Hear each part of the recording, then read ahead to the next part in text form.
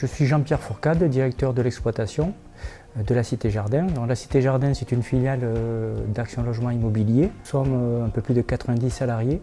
Nous gérons environ 8000 logements sur l'Occitanie.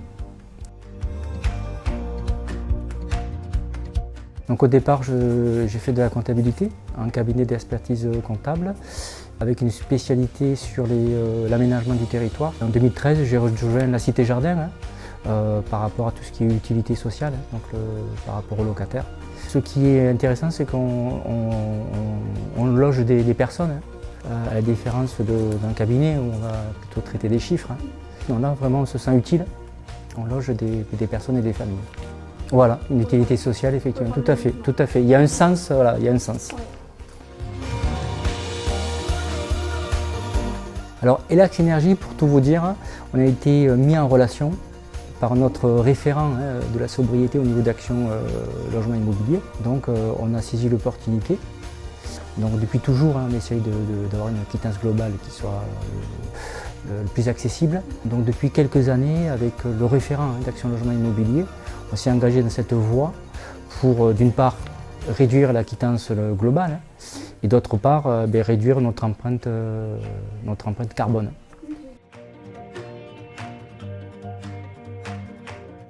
142 logements ont été équipés avec aujourd'hui une économie annuelle de 93 € par an pour le locataire. Non, ce qui est significatif. Pratiquement 3500 kg de gaz à effet de serre économisés aujourd'hui, sans qu'on ait d'efforts finalement particuliers à faire.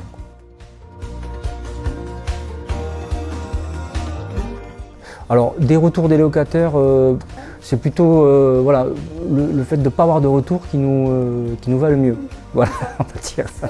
C'est quand on a des retours, c'est que ça ne fonctionne pas. On voit les économies quand même qu'ils peuvent réaliser.